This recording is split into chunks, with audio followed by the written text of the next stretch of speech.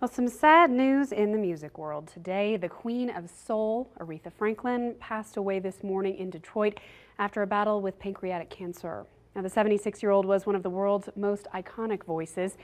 Tributes to the legend continue to grow, with people leaving flowers and mementos on her star on the Hollywood Walk of Fame. And people gathered outside the Apollo Theater in Harlem, with the marquee paying tribute to the late singer. The president spoke on her passing early this morning. She's brought joy to millions of lives, and her extraordinary legacy will thrive and inspire many generations to come.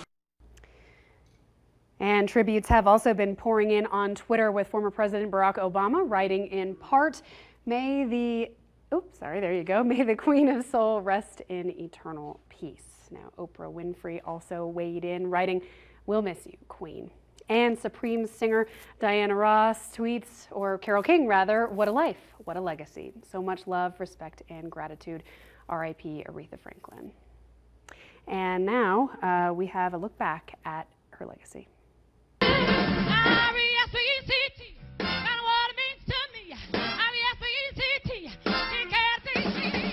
For 6 decades, Aretha Franklin's career demanded just that, respect.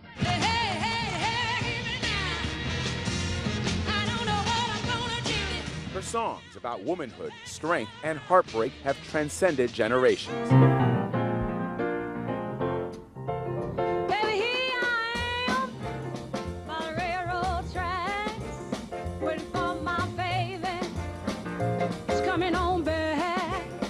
A child prodigy by many accounts, Franklin learned to play piano by ear. She grew up singing gospel at a Detroit church, where her famous preacher father was a minister.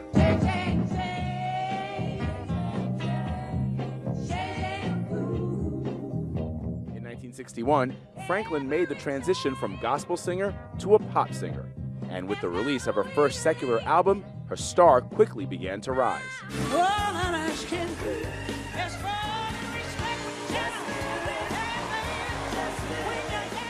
The Queen of Soul's career really took off in the late 1960s, when she released her rendition of the song, Respect. Her name is synonymous with respect. Billy Johnson Jr. is a music consultant. That song just took off, and that song, Respect, ended up becoming her first Grammy as well. Franklin would go on to win 18 Grammy Awards.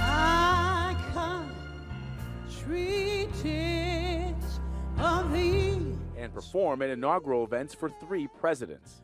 But the road to get there was often rocky. Born in Memphis, Franklin was raised in Detroit by a single father. Her mother moved away when she was just 6 years old, and 4 years later, she died of a heart attack. Just shy of her 13th birthday, Franklin gave birth to her first child. Less than 2 years later, she gave birth to the second of 4 children. Life did not get easier for Franklin in adulthood. According to her biography, Franklin struggled with depression, alcoholism, and she had a weight problem. She was overwhelmed by fear and obsessed with control, the author wrote. Franklin would not step on an airplane or ride a bus through thunderstorms out of fear, and she worried the public would forget her. But her fans never did. In recent years, she sang for the Pope when he visited the U.S.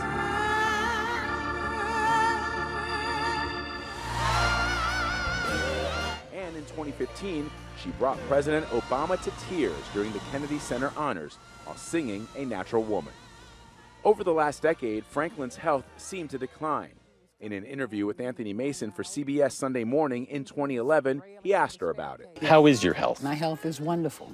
It is fabulous now. People were worried about you. Yeah, I was worried. There were a lot of rumors about what you had, what you went through. Can you tell us anything? It wasn't anything, well, it wasn't that.